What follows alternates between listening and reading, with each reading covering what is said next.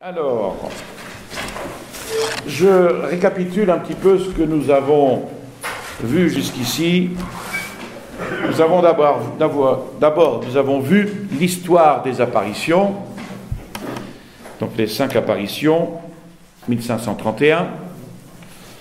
Ensuite, nous avions abordé les découvertes scientifiques, avec d'abord le tissu, le manteau de Diego, l'image, aucun apprêt, aucune peinture, des pigments inconnus, la réponse aux questions « Est-ce qu'on a modifié le miracle de Dieu ?», les proportions harmonieuses de l'ensemble, le nombre d'or, ensuite les yeux, des yeux vivants, les broderies de la tunique, le nœud, les fleurs, et puis les étoiles du manteau. Ça, c'était les découvertes scientifiques. Ensuite, nous avions étudié le contexte des apparitions, la légende du génocide, les signes avant-coureurs, les prodiges inquiétants, le songe de la princesse Papantsine, le mythe de Quetzalcoatl, le serpent à plumes, les mauvais présages, pourquoi tant d'horreur, les conversions massives, le vrai et le faux sur les exactions des conquérants, les épidémies qui tournent à l'extermination. C'était donc notre 3e partie. Puis ensuite, une 4e partie, une évangélisation modèle, le choix de Juan Diego, et une 5e partie, le choix du nom de Guadalupe, le sens de ce choix. Alors, quand j'ai abordé cette 5e partie, il me restait un tout petit peu à traiter de cette question, avant de passer à une 6e partie.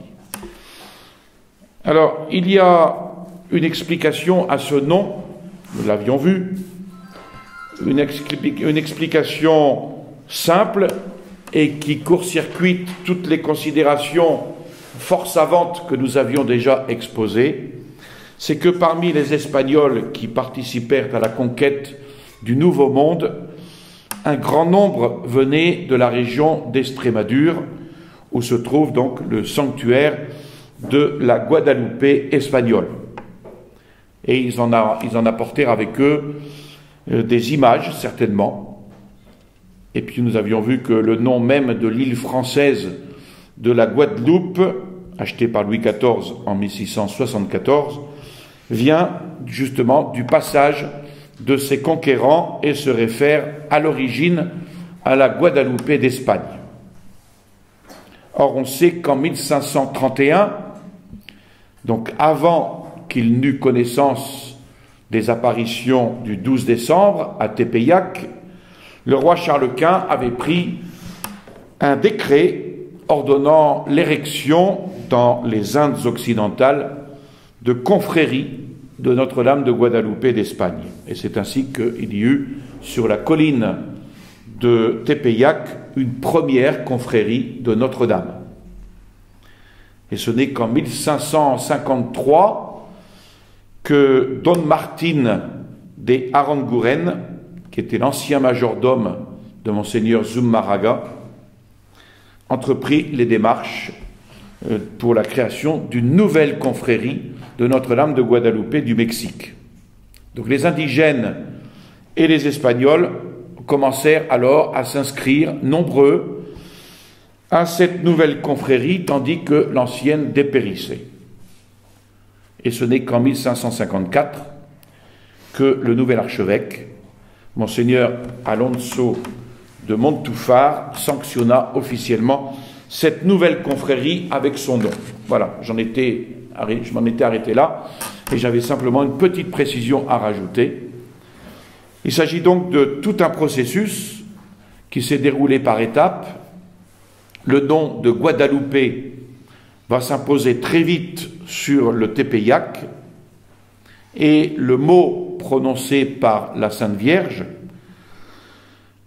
quel qu'il ait pu être exactement, bien perçu ou non par Juan Bernardino, se trouva naturellement assimilé donc à celui qui venait d'Espagne. Mais tout ceci n'exclut pas, semble-t-il, Bien au contraire, qu'il y ait eu une intention bien précise de la Mère de Dieu dans le choix du mot qu'elle confia à Juan Bernardino. Il n'est pas sans intérêt non plus de noter que c'est sous le regard de Notre-Dame de Guadalupe, en Estrémadure, que les rois catholiques avaient signé les 2 chartes autorisant définitivement l'aventure de la conquête du Nouveau Monde. Et puis, c'est aussi la Très Sainte Vierge Marie qui, d'Espagne, va lancer sur l'océan les conquérants et les missionnaires. Et c'est aussi la Très Sainte Vierge Marie, on peut dire, qui va les accueillir sur l'autre rive. Voilà. Alors, nous abordons maintenant un 6e point, un 6e chapitre, l'insertion dans la culture mexicaine. D'abord, la composition de l'image.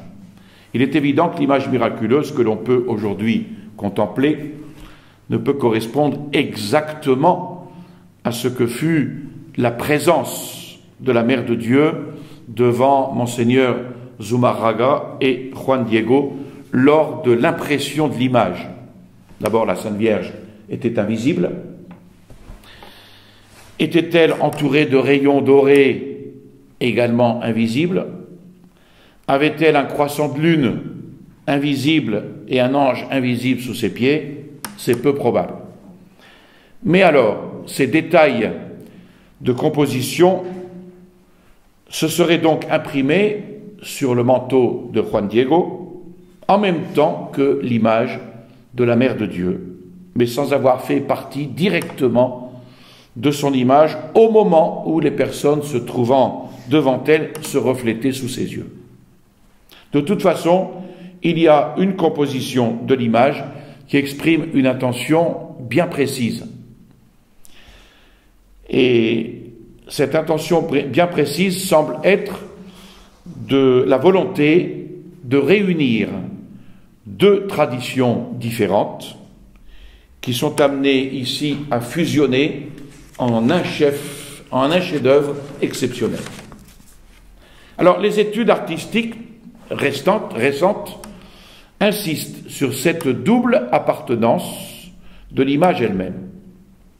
À bien des égards, l'image de la Guadalupe correspond au style en vigueur en Europe occidentale à la fin de l'âge gothique. Je vous cite ici ce que dit Callahan et Smith sur le manteau de Juan Diego. Le style gothique international de la peinture médiévale est une dérivation espagnole du gothique italien, consistant en une forme statique et une ligne subordonnée à des blocs de couleurs sur fond doré. D'après Souchal et d'autres spécialistes, en 1965, ce style pénétra en Espagne avant 1300 et continua à se développer sous l'influence française et flamande jusqu'à la fin du XVe siècle. Et peu à peu, la perspective fit son apparition, les figures se firent moins statiques, tout en gardant une apparence rigide et solennelle. En dépit des dorures et du style décoratif, le gothique international de l'Espagne du XVe siècle est beaucoup plus vivant et réaliste que les styles gothiques antérieurs. Les pompons, les manches fourrées de peau ou d'hermine étaient les éléments habituels du gothique espagnol. Les galons dorés également, les tuniques brodées, ainsi que l'introduction de décorations d'influence mauresque, comme le croissant de lune. Voilà ce que disent Callahan et Smith. Alors certains même entrent dans les détails. On décèlerait une influence flamande dans la forme des yeux, l'or des rayons, le brocart de la tunique correspondrait à l'ancienne école de Sienne et de Padoue, etc. Mais l'image porte en même temps sur elle un message. Et c'est ça surtout qu'il faut retenir ici. Elle porte un message que seuls les Indiens pouvaient déchiffrer. Le nom du lieu des apparitions, Tepeyac, la carte de leur pays, selon l'orientation et le jeu habituel de symboles de leurs manuscrits, et le fameux Nawi Oyin, placé à l'endroit où la Vierge porte son enfant, qui annonçait clairement la naissance du maître de l'univers. Alors, des études récentes ont démontré que ce signe qui exprime la plénitude avait d'abord pour but de désigner la conjonction de Vénus, Quetzalcoatl, et du Soleil, Tonatiuh. Or, ce 12 décembre 1531 marquait non seulement le retour du Soleil, avec le solstice d'hiver, mais aussi le retour de Vénus et la conjonction Vénus-Soleil qui ne se produit que tous les 8 ans. Et voilà que sur la tunique rose de la Très Sainte Vierge Marie, le symbole de Vénus Quetzalcoatl revient 8 fois. Tout ça, ce n'est pas une invention, hein, c'est une réalité. Alors pour les Indiens, l'allusion était sans doute fort claire. La Mère de Dieu confirmait l'accomplissement du mythe. Quetzalcoatl, curieusement à la fois Dieu et homme, roi prêtre selon la légende, était de retour sous la forme de l'enfant à naître que portait la Vierge. Et les Indiens avaient cru discerner dans l'apparition de comètes l'annonce d'un grand bouleversement.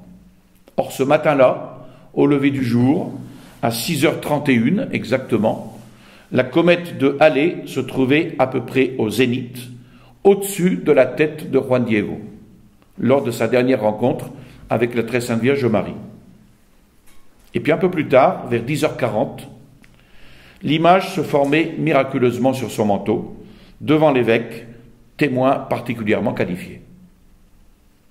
Or, la maison de l'évêque aussi, la maison de l'évêque était construite sur l'emplacement de l'ancien temple de Tzonmolco, dédié à Xiuhtecuhtli, Seigneur suprême, où l'on venait recevoir dans les grandes circonstances le feu nouveau. Alors, en définitive, ce ne sont pas seulement les deux confréries de la Vierge de Guadalupe, l'espagnole et la mexicaine, qui sur le Tepeyac ont fusionné, ce sont surtout deux peuples qui se sont mêlés parce qu'ils se reconnaissaient l'un l'autre dans la même et unique image, dans la même et unique dévotion, ce qui favorisa sans aucun doute une formidable expansion missionnaire à partir de ce moment-là pour la pleine expansion du catholicisme chez les Indiens du Mexique. Voilà pour l'image. Pour le récit des apparitions, le choix de la langue locale, le nahuatl, a une très grande importance aussi. Non seulement parce que cela rendait le message immédiatement plus accessible aux Indiens, mais cela confirmait en même temps la valeur de cette langue et son aptitude à exprimer les choses de Dieu. Et ceci d'autant plus que la Sainte Vierge Marie n'a pas hésité à jouer sur les différents sens de ces mots païens. Les mots employés par la Mère de Dieu ne correspondaient pas à des expressions techniques de la théologie occidentale, mais pris comme métaphore poétique, les Indiens y retrouvaient les mots de leur tradition, employés de façon très précise. Alors, vous voyez, il ne faut pas isoler l'image miraculeuse de tout son contexte. Ce contexte est important. Les spécialistes de l'ancien Mexique nous expliquent tout le sens de deux éléments très importants du récit du Nican Mopohua, un manuscrit que l'on va voir après, le choix des fleurs, même en plein mois de décembre, ce choix des fleurs comme un signe d'émerveillement pour l'évêque, mais plus profondément pour les Indiens, comme signe du paradis, comme signe de la présence de Dieu. Et puis le chant d'oiseaux, au tout début du récit, un chant encore plus beau que tout ce que Juan Diego pouvait connaître, des oiseaux les plus merveilleux. Alors ce détail est important parce que précisément les chants d'oiseaux et les fleurs sont pour les Aztèques symbole du bonheur des dieux. Et toute leur littérature est remplie de ce thème, les chants d'oiseaux et des fleurs. Les chants du monde aztèque, par exemple, sont souvent tristes, pleins d'une conscience aiguë, du caractère éphémère de toute chose, et les seules consolations sont simples, c'est l'amour et l'amitié, mais plus encore les chants et les fleurs. Et là où le lecteur occidental ne voyait dans le récit des apparitions qu'une espèce de fraîcheur et de poésie, les Indiens, ils comprenaient que la Mère de Dieu, qui était la nouvelle Tonantzin, la nouvelle princesse, loin de leur réclamer de nouveaux sacrifices, tous ces abominables sacrifices humains, eh bien, elle venait leur apporter le bonheur même de Dieu. Et c'est donc l'aspiration profonde de tout un peuple, depuis des siècles, qu'elle venait combler. Et elle n'hésite pas, la très sainte Vierge Marie, sur la colline de Tepeyac, à dire qu'elle est la parfaite et toujours Mère de Dieu. Vierge, Mère de Dieu. Parfaite et toujours Vierge, Mère de Dieu. Mais elle le dit en même temps, dans le contexte qui va permettre à Juan Diego et à tout son peuple de la reconnaître comme la Mère compatissante. Et dans le récit même du Nican Mopoyua, la Sainte Vierge donne très clairement son intention par ces paroles. Je cite, « Je veux et désire ardemment qu'on me construise ici mon petit temple sacré. Là, je le montrerai, je l'exalterai, je le manifesterai, je le donnerai aux hommes par tout mon amour personnel, mon regard compatissant, mon aide et mon salut.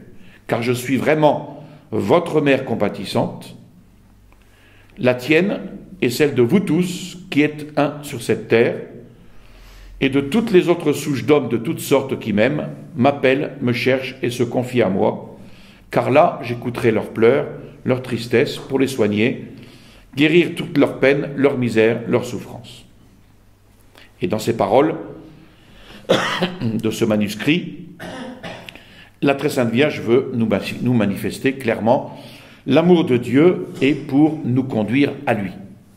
Et elle le manifeste très vite et très concrètement par un certain nombre de miracles. Et le récit de ces premiers miracles a été conservé dans le Nican Motecpana, un autre manuscrit que nous allons voir, qui est une œuvre attribuée par tous les experts à Don Fernando Alva, descendant des rois d'Acolhuacan, grand linguiste et historien originaire de Texcoco. Alors certaines recherches ont permis de retrouver des documents anciens confirmant l'identité des personnages miraculés.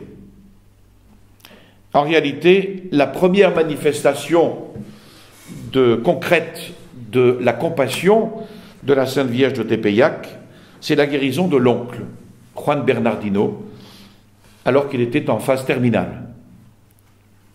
Et ce récit fait partie intégrante du Nican Mopoyua, mais les manifestations vont se multiplier dans le Nican Motecpana.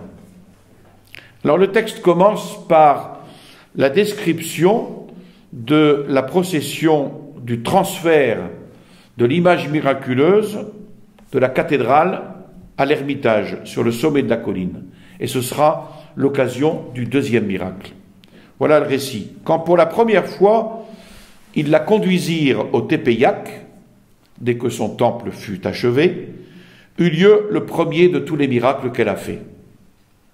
Il y eut alors une grande procession où l'accompagnèrent tous les ecclésiastiques, sans exception, et quelques Espagnols parmi les autorités de la ville, ainsi que tous les seigneurs et nobles mexicains et d'autres gens venus de partout. Tout fut disposé et décoré avec magnificence sur la route qui va de Mexico au Tepeyac, où avait été édifié le temple de la Dame du Ciel. Tous étaient en grande liesse, la route était bondée sur la lagune, et sur la lagune, des deux côtés où l'eau était encore très profonde, glissaient des canoës remplis d'indigènes. Survint une vive querelle. L'un des archers, déguisé à la mode chichimec, tendit un peu son arc et, par inadvertance, lâcha soudain la flèche qui atteignit l'un de ceux qui se disputaient. Lui traversant le cou, il s'écroula.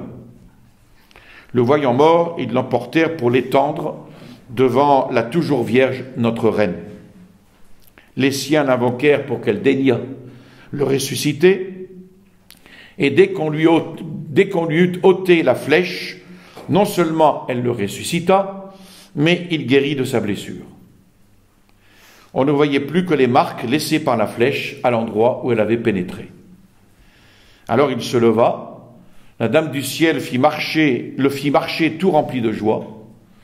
Tout le monde était saisi d'admiration et louait l'Immaculée Dame du Ciel, Sainte Marie de Guadalupe, qui déjà tenait parole. Car elle avait promis à Juan Diego qu'elle secourrait toujours et défendrait ses indigènes et ceux qui l'invoqueraient. À ce qu'on dit, ce pauvre Indien est resté depuis lors dans la maison bénie de la Sainte Dame du Ciel, adonnée au balayage du sanctuaire, de son patio et de son entrée. Le troisième miracle est encore plus spectaculaire parce qu'il atteint toute une population. C'est la fin de l'épidémie de Kokonitzli, cette espèce de variole.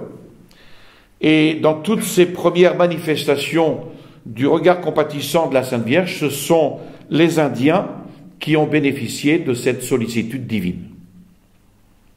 Et de fait, ces apparitions et l'image miraculeuse ont joué un rôle important, comme je l'ai dit tout à l'heure, dans le ralliement massif des Indiens à la foi catholique. Et qui compare les chroniques missionnaires se référant au travail apostolique avant et après les apparitions, notera, dit le père Garcia Gutiérrez, que durant la seconde période, l'œuvre d'évangélisation se développa beaucoup. Un autre témoignage de cette appropriation progressive de la Vierge de Guadalupe par le peuple mexicain tout entier, ce sont les poèmes écrits en son honneur, tant en nahuatl qu'en espagnol, comme Francisco Placido ou González de Eslava, tous deux auteurs du XVIe siècle, que vous connaissez tous bien sûr.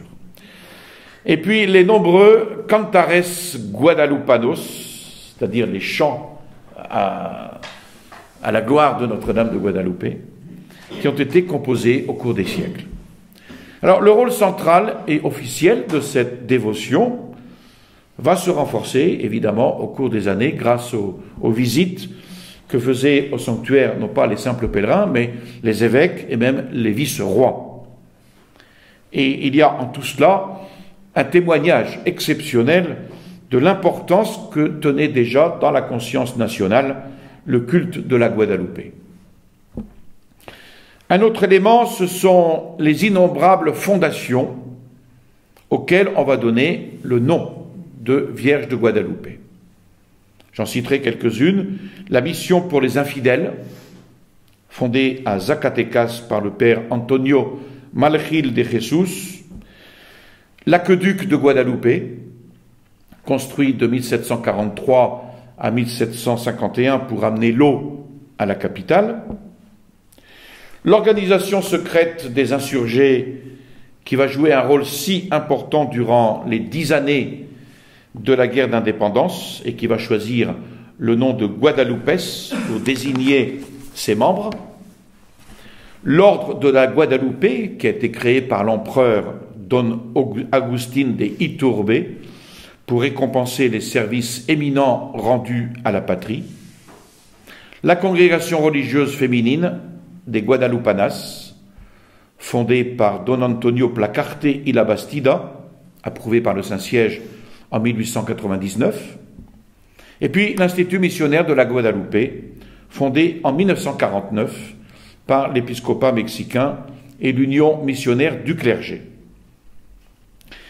De l'importance de cette dévotion à la Guadalupe dans la vie religieuse de la nation, on a le témoignage qui date de 1723, lors de la deuxième enquête auprès de témoins indirects de Fray Antonio Malgil de Jesús, missionnaire franciscain, je cite, qui durant toutes ces 40 années où il arpenta presque tout le Nouveau Monde, a tenu toujours pour certain, ferme et indubitable, que la miséricorde du Très-Haut envoya du ciel cette image de sa très sainte mère, pour qu'en elle, comme en un sacrement de sa toute-puissance, il défende ce nouveau monde et le conserve dans la croyance et l'exaltation toujours croissante de la sainte foi catholique, tellement enracinée en tous ses habitants, espagnols, mulâtres et métis.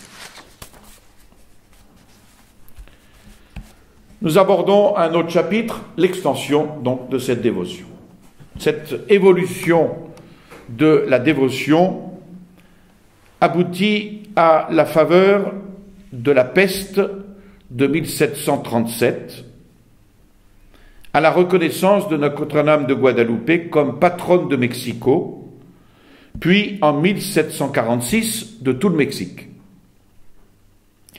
Le traité de paix, à la fin de la guerre d'indépendance contre l'Espagne, fut appelé très officiellement traité de Guadalupe Hidalgo. Alors le père Miguel Hidalgo y Costilla avait fait adopter par les insurgés, comme drapeau de l'armée dite libératrice, l'image de Notre-Dame de Guadalupe. Comme le mouvement qu'il venait de lancer, écrit l'historien Luis Castillo Ledón, comme le mouvement qu'il venait de lancer devait s'appuyer sur les masses indigènes et métisses, il comprit que la seule idée de liberté était un peu abstraite pour entraîner les foules. Il fallait l'unir à la religion et adopter un symbole qui représentât à la fois les croyances de la multitude et le sentiment national. Donc la liberté, ça ne marchait pas. L'ordre de Guadalupe, fondé en 1821 par l'empereur Agustín de Iturbide, cet ordre avait disparu avec son pouvoir, mais il fut refondé solennellement en 1853 et confirmé par Maximilien de Habsbourg en 1864.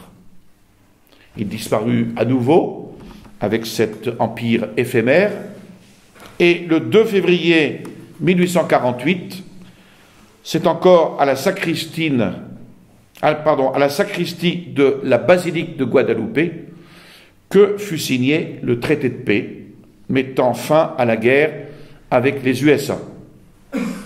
Et en conséquence, le traité de paix porte lui-même le nom de traité de Guadalupe.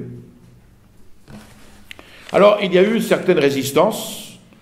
1931, l'Église du Mexique célébra très solennellement le 4e centenaire des apparitions et le gouvernement maçonnique réagit le 22 décembre en changeant par décret le nom du quartier.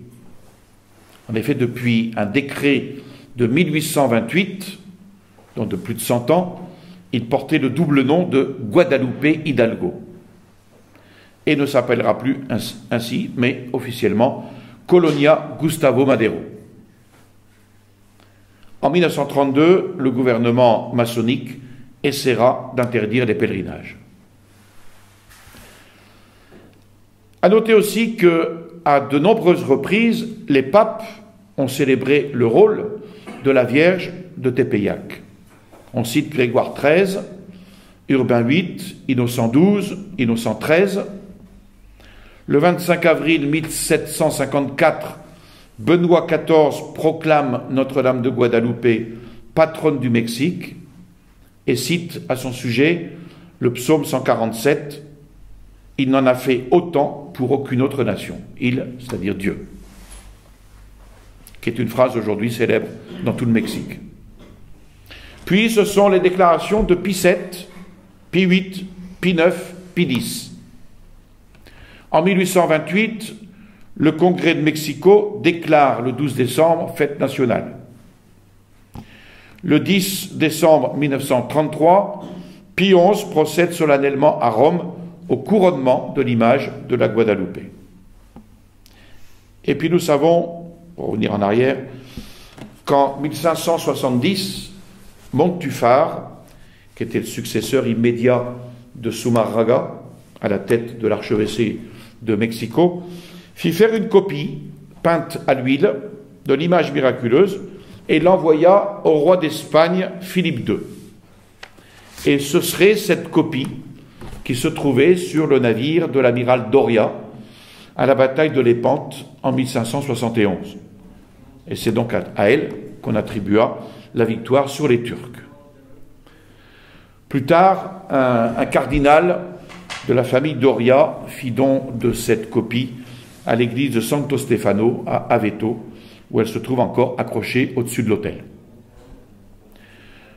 Une peinture de la Vierge fut réalisée en 1580, quelques années seulement après cette copie, par un artiste inconnu, directement sur le mur d'une cabane en torchis, peinture qui résista aux inondations qui ont submergé Mexico pendant 5 ans.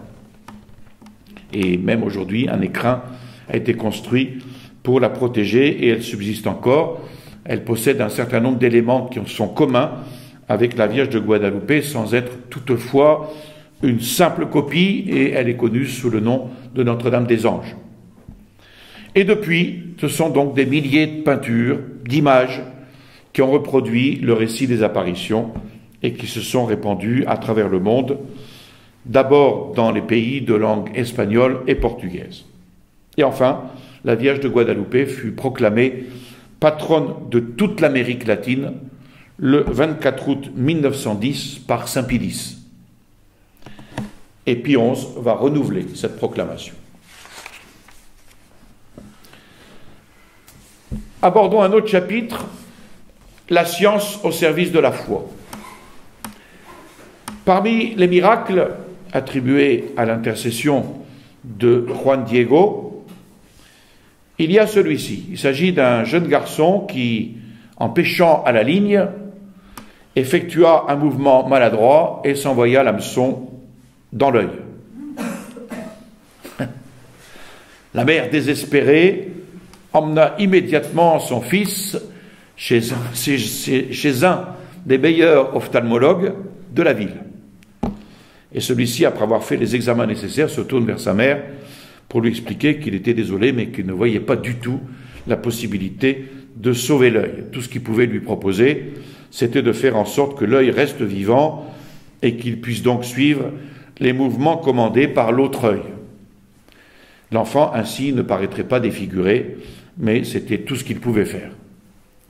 La mère reprend son enfant pour l'emmener consulter un autre ophtalmologue, mais en même temps, elle confiait dans sa prière son fils à la Vierge de Guadalupe et à Juan Diego.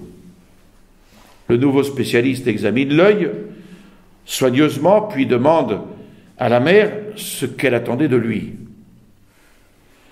De sauver son œil, évidemment, lui répondit la mère. Mais il n'y a plus rien à faire, l'œil est déjà sauvé. C'est pas possible, s'exclama la mère. Votre confrère m'a dit que l'œil était perdu, et il n'a rien fait. Pardon, madame, il a certainement été opéré, puisque je vois la cicatrice. Monseigneur Enrique Roberto Salazar, directeur du Centre d'études de la Guadalupe, assura en 1997 que le cas était certain, ayant les radiographies des deux spécialistes et leur rapport détaillé. Il y a un autre cas plus spectaculaire, c'est pour la canonisation de Juan Diego, un miracle qui sera retenu après une enquête rigoureuse. C'est l'histoire d'un jeune homme de 20 ans, alcoolique et drogué, comme on en trouve beaucoup aujourd'hui au Mexique, Juan José Barragán, qui a tenté de se suicider le 3 mai 1990, en se jetant par la fenêtre du 2e étage d'un immeuble. Voici le résumé des principales phases de l'événement. Il tombe tête en bas sur le trottoir d'une environ de 10 mètres, sans aucun appui sur les mains pour atténuer le choc de son poids de 80 kg. Imaginez ce que ça peut être. Le corps reste inanimé. Un voisin le croit mort et le couvre d'un drap. Sa mère s'écrie alors « Sauve-le, Juan Diego, qu'il ne meure pas ». On le transporte à l'hôpital et c'est le docteur Homero Hernández Illescas, directeur de l'hôpital, qui le reçoit aux urgences. Il n'y avait médicalement plus rien à faire, m'a-t-il expliqué. La fracture à la base du crâne était mortelle. Il y avait aussi une lésion du bulbe rachidien qui suffisait à rendre la survie impossible. Je l'ai expliqué à sa mère, m'a raconté le docteur Illescas, en lui disant ce que les médecins peuvent dire dans de tels cas. Si vous êtes croyante, remettez-le à Dieu ou à la Vierge. Et elle me répondit, alors je l'ai déjà recommandé à Juan Diego. Il est vrai que depuis, une petite polémique a éclaté jusque dans la presse pour savoir si la mère s'était adressée à Juan Diego sur la suggestion du docteur Illescas ou de sa propre initiative. Si le directeur de l'hôpital avait influencé la mère, l'enquête sur le miracle n'aurait même pas eu lieu, paraît-il. Mais le professeur précise bien qu'en tant que médecin, il ne pouvait pas se permettre d'aller plus loin que la vague formule citée plus haut. Laïcité oblige, j'ai l'impression. La prière de la mère de Juan José Barragán à Juan Diego est d'ailleurs antérieure au transport de son fils aux urgences. Un jeune vendeur de jus de fruits se trouvait sur le même trottoir au moment de la chute de son fils et peut en témoigner. 3 jours plus tard, le 6 mai, le jeune homme se réveillait et se relevait en parfaite santé, sans aucune séquelle. Après une enquête rigoureuse, le caractère inexplicable de cette guérison fut reconnu à l'unanimité par une commission de 5 médecins, mais auparavant, les spécialistes consultés furent encore plus nombreux, 6 médecins, 2 physiciens, 3 psychiatres, 2 orthopédistes, 2 otorino-laryngologistes et quelques autres spécialistes en fonction de leurs diverses compétences. Des comparaisons ont été faites avec d'autres cas semblables, 19 cas qui ont servi d'éléments de comparaison et de savants calculs ont été effectués tenant compte de la résistance de l'air, par exemple, en fonction de l'altitude, du poids réel à l'arrivée, étant donné la hauteur de la chute, etc. Le premier élément miraculeux, explique le professeur Hernández Illescas, c'est qu'il ne s'est pas tué sur le coup et qu'il n'a même pas perdu connaissance. Ensuite, qu'il n'en est résulté aucun problème de paralysie, ni des mains, ni des pieds, ni des bras, ni des jambes. Les fistules se sont renfermées spontanément. Il y avait en outre une fracture très délicate dans une zone connue comme l'apophyse odontoïde, vous savez tous ce que c'est, qui, au moindre déplacement de quelques millimètres, détruit une zone très fragile appelée le bulbe rachidien. Et c'est là que se réalisent quelques fonctions vraiment vitales comme la régulation des battements cardiaques, la respiration, etc. On sait que ce garçon s'est relevé à l'heure même, le 6 mai 1990, où Juan Diego était béatifié. C'est d'ailleurs ce miracle qui a été reconnu pour la canonisation. Le docteur Illescas allait à 2 gros volumes d'enquête sur ce miracle, avec toutes les radiographies, les calculs, etc. Alors, le premier message laissé par l'image miraculeuse de la Vierge de Guadalupe est sensiblement le même que pour tous les linges liés à la passion du Christ. Et Dieu, si l'on peut dire, en langage humain, savait que tous ces linges, y compris celui de Guadalupe, ne parleraient que bien des siècles après leur apparition. En un temps où notre science, notre technique nous permettrait de constater de façon irréfutable le prodige.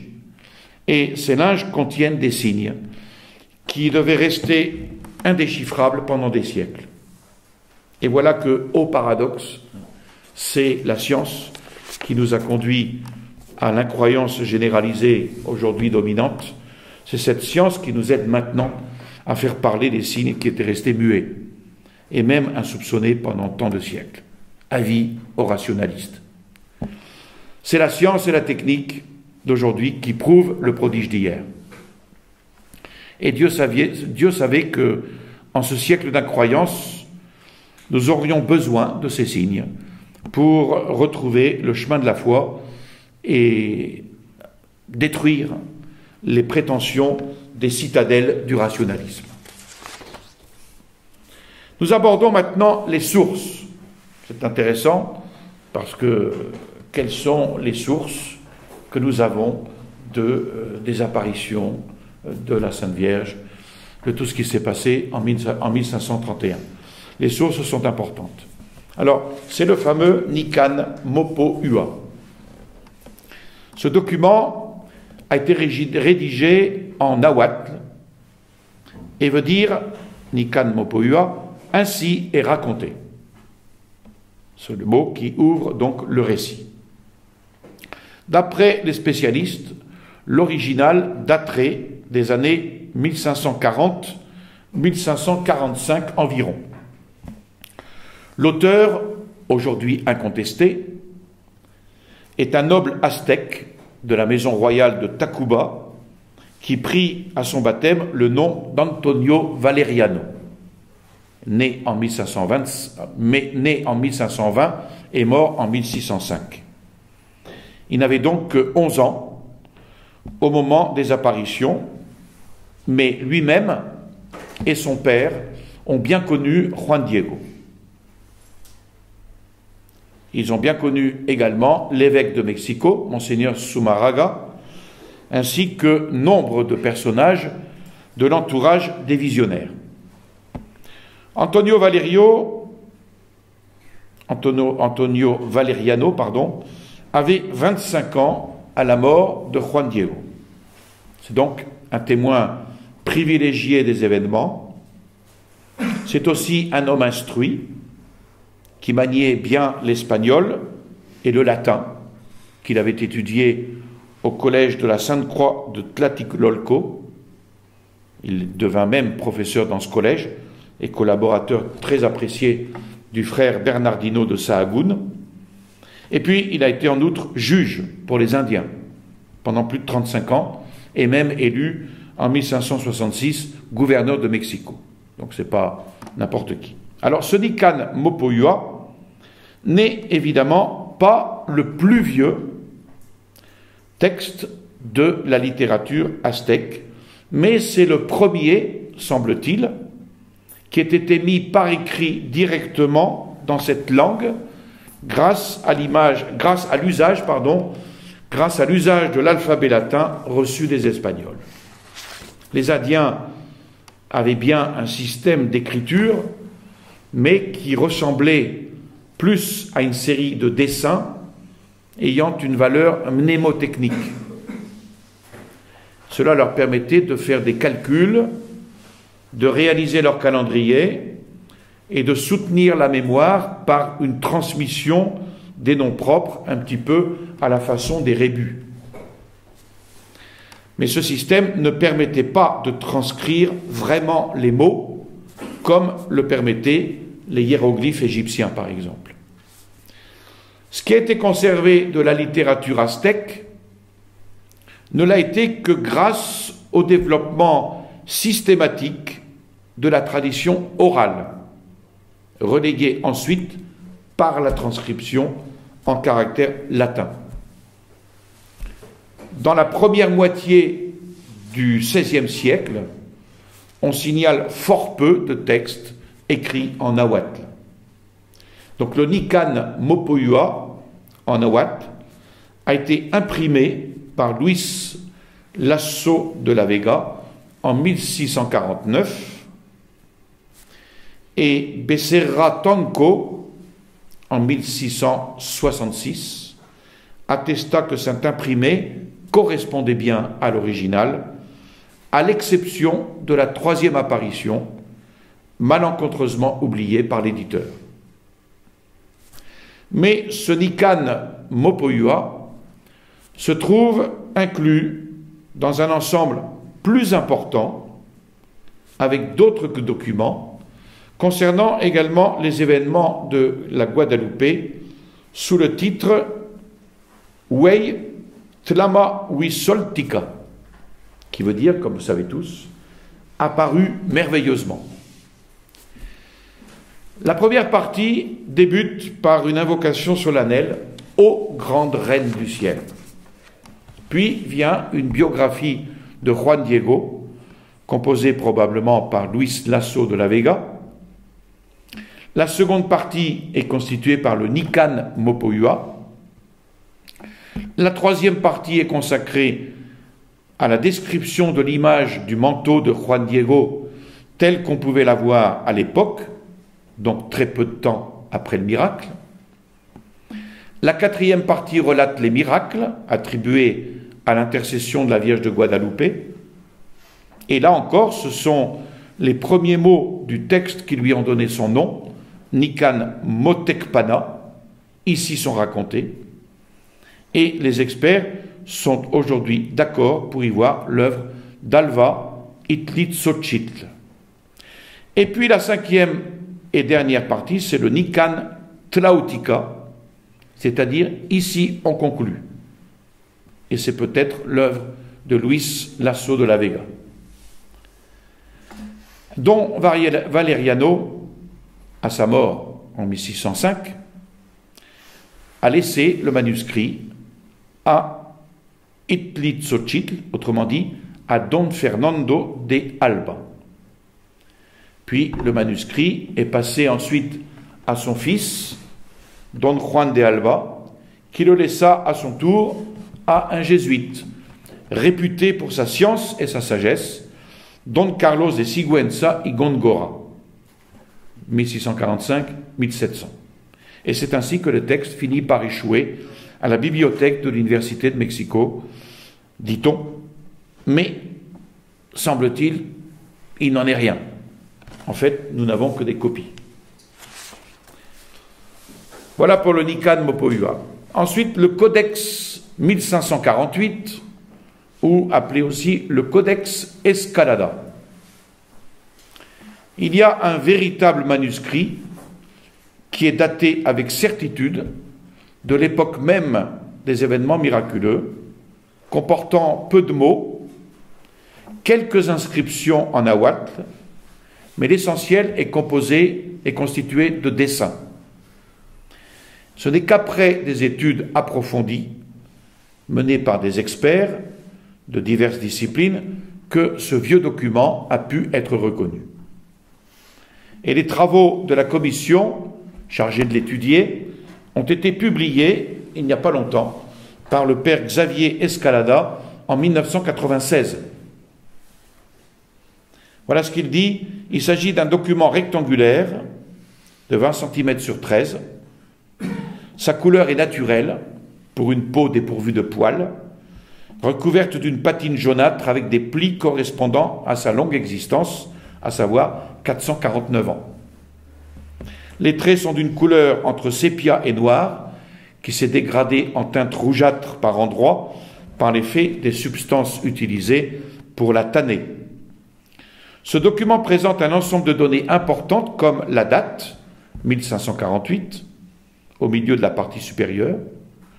Il comporte 2 apparitions de la Vierge, la quatrième au pied de la colline en grande dimension, et la première où l'on distingue bien la silhouette de Juan Diego et celle assez effacée de la Vierge, qui fut rapidement reproduite par Antonio de Castro sur une gravure inspirée de ce codex de 1548, comme nous le verrons plus loin. On y voit le symbole du juge Antonio Valeriano et une signature très nette, celle de frère Bernardino de Sahagún.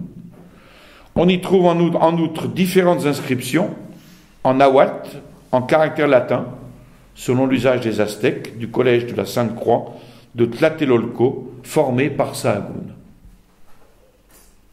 Alors, le 30 janvier 1996, un accord était conclu avec l'Institut de physique pour des examens approfondis. Le précieux manuscrit a été soumis à des experts du monde entier qui ont tous confirmé son authenticité. Et ce manuscrit, comme je l'ai dit, est comme les anciens manuscrits indiens composé de dessins. C'est un système habituel dans le Mexique ancien, faute d'écriture proprement dite, on a recours à des dessins qui représentent directement un personnage ou une scène, ou encore à des symboles. Donc il s'agit, encore une fois, comme je l'ai dit tout à l'heure, d'un aide-mémoire, mais ici, grâce à l'alphabet latin, 3 inscriptions en nahuatl ont été ajoutées, ce qui élimine toute erreur possible. Ces dessins représentent 2 des apparitions de la Sainte Vierge, la première et la quatrième. Le manuscrit, encore une fois, porte la date de 1548, d'où son nom, Codex 1548. Cependant, différents indices montrent que ce document a été composé entre 1573 et 1590. La date de 1548 correspond en réalité à la mort de Juan Diego et de celle de Fray Juan de Zumarraga, tous deux morts en 1548. Et les experts précisent que cette date de 1548 a dû être inscrite par un Indien qui connaissait mal le système des chiffres arabes. Un troisième manuscrit est celui qu'on appelle le récit primitif. C'est un texte très important, rédigé en nahuatl, un récit qui date au plus tôt de 1547, car la Mère de Dieu y demande à Juan Diego d'aller voir l'archevêque de Mexico. Or, Mexico ne fut élevé au rang d'archevêché qu'en 1547. Et elle dit bien d'aller voir l'archevêque de Mexico.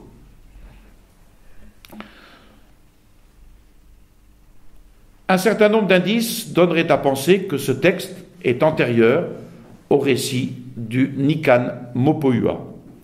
On y retrouve l'essentiel du fait miraculeux, et même si la Sainte Vierge elle-même n'est pas nommée, tout le contexte montre bien que c'est d'elle dont il s'agit.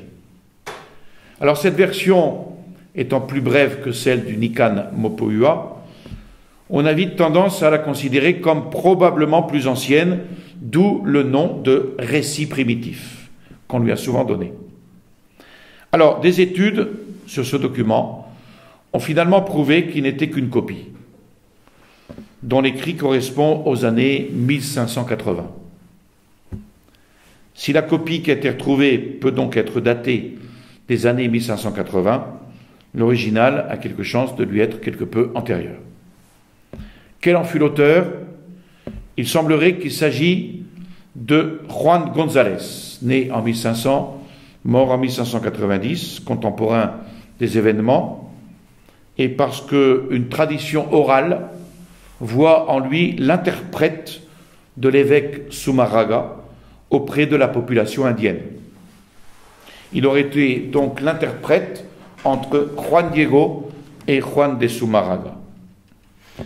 Il était donc là lors de l'apparition, de l'image sur le manteau de Juan Diego. Le document retrouvé serait l'œuvre d'un témoin direct. Mais on n'a aucun texte écrit pour affirmer que Juan González était bien ce jour-là l'interprète de l'évêque avant 1720. Et cela d'après un sermon, 1720, on trouve un sermon prononcé par le chanoine Juan Ignacio de Castorena y Ursúa, ancien recteur de l'Université royale et plus tard évêque du Yucatan. Donc si on n'a pas de preuve formelle que Juan González était bien l'interprète de Juan Zumarraga, précisément ce jour-là, nous savons de façon certaine qu'il y eut bien ce jour-là un interprète. Le moins que l'on puisse dire, c'est que le plus probable, c'est qu'il s'agissait de Juan González. Or, cette probabilité semble indirectement confirmée par les peintures représentant les différents épisodes des apparitions, et notamment la quatrième. On peut évoquer ici le fameux tableau que l'on peut voir dans le musée de la basilique, où Juan González est explicitement représenté avec une inscription qui précise qu'il s'agit bien de lui et qu'il était interprète au moment de l'apparition. Mais comme il s'agit d'un témoignage du début du XVIIIe siècle, donc tardive, c'est vrai que ça ne peut pas prouver grand-chose. Par contre, dans des ouvrages qui datent de 1648-1649, on trouve, où se trouve représentée la quatrième apparition, celle qui donc a eu lieu chez l'évêque, on remarque chaque fois la présence d'un prêtre séculier qui ne porte l'habit d'aucun ordre religieux, alors que les franciscains et dominicains étaient alors nombreux à Mexico. Les jésuites n'arriveront que plus tard. Ce prêtre séculier correspond tout à fait à la condition et au costume de Juan González. Alors, un autre nom a été proposé comme auteur de ce récit primitif, le père Juan de Tovar, excellent historien et fin connaisseur de la culture nahuatl.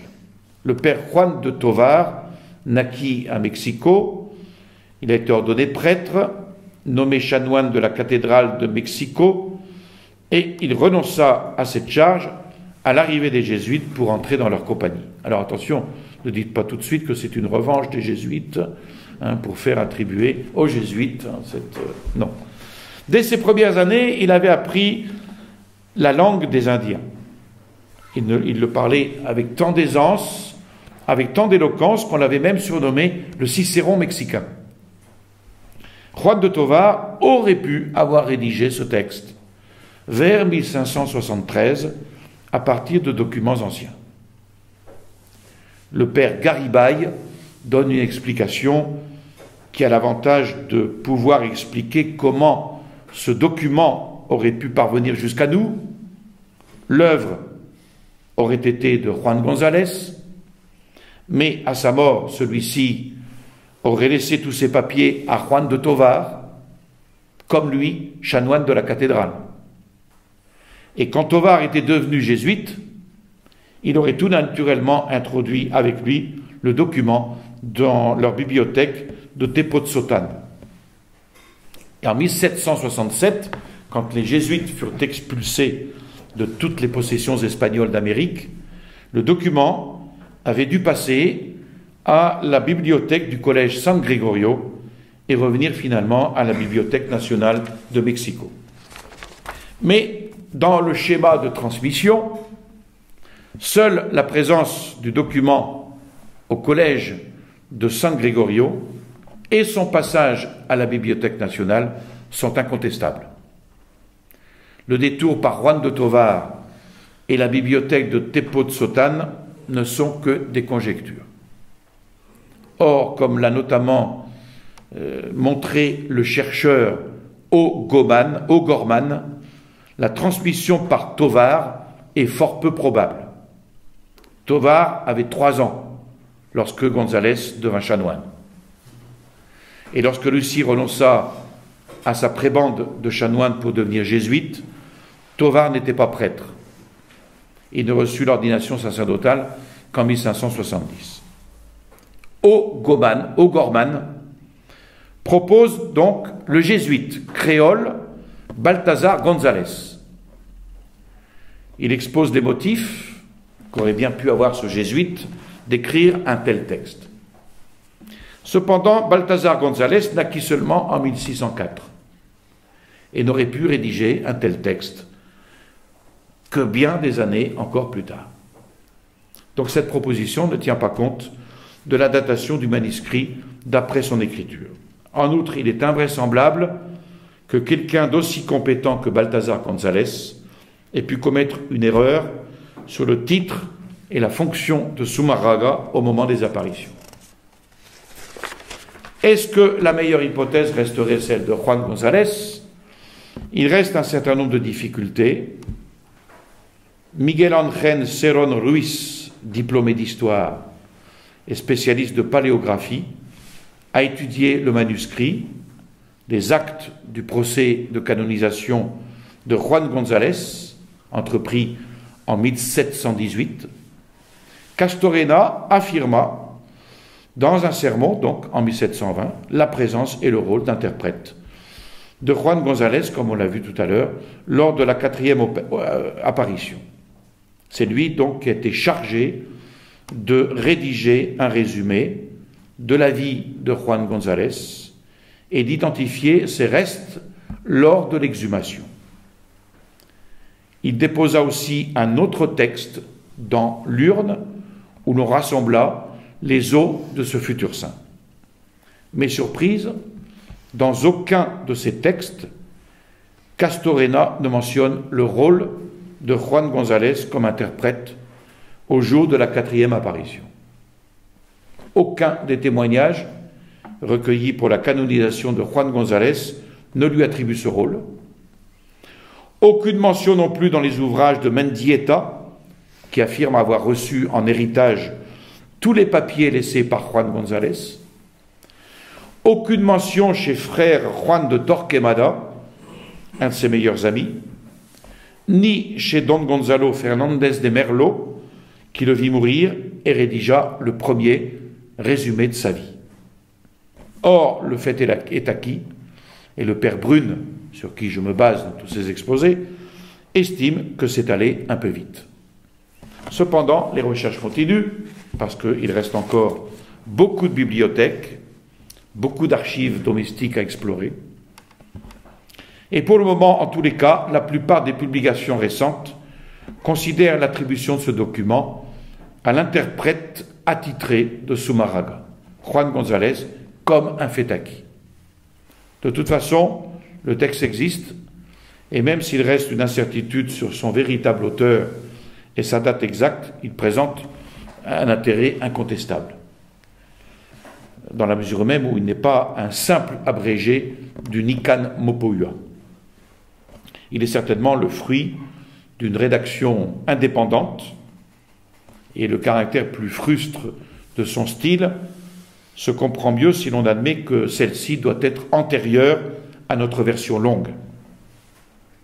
Le récit primitif dont on a parlé tout à l'heure pourrait bien avoir été écrit, comme certains le supposent, pour répondre à une nécessité particulière, peut-être en pleine époque de querelle entre dominicains et franciscains. Son but premier était-il de rappeler le rôle du premier évêque de Mexico, le franciscain Zumárraga, alors que le zèle de son successeur dominicain, Alonso de Montúfar, tendait à faire croire que c'étaient les dominicains qui avaient été les premiers promoteurs de la dévotion à la Guadalupe. Donc l'ouvrage pourrait alors avoir été écrit, qu'il soit de Juan González ou non, vers 1555-1557. Mais pourquoi, dans ce cas, ne pas citer le nom, ne pas citer en clair le nom de l'évêque en poste du temps des apparitions?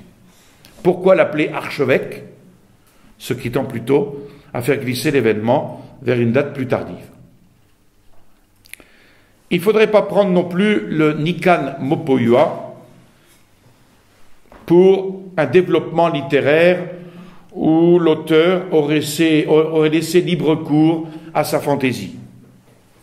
Plusieurs des détails qu'il comporte, et qui ne se trouvent pas dans la version brève, sont confirmés par d'autres documents.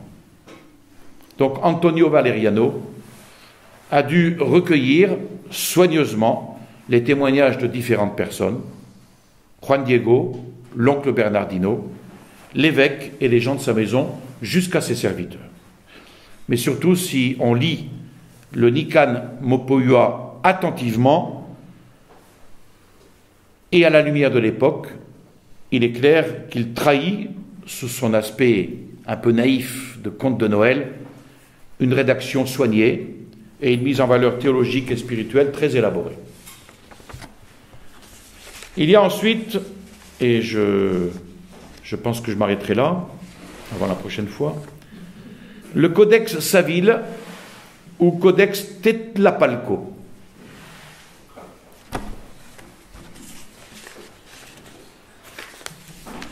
Alors, comme plusieurs autres manuscrits, celui-ci est un mal nommé. On lui donne souvent le nom de Codex Saville, parce qu'il fut découvert en 1924 par Marshall Saville.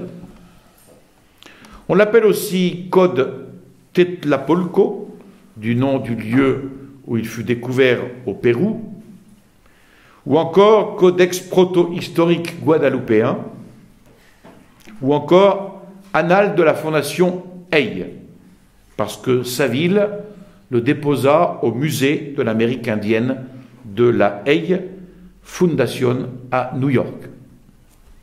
Alors ce manuscrit est fait de maguey, c'est-à-dire la même espèce d'agave que le manteau de Juan Diego.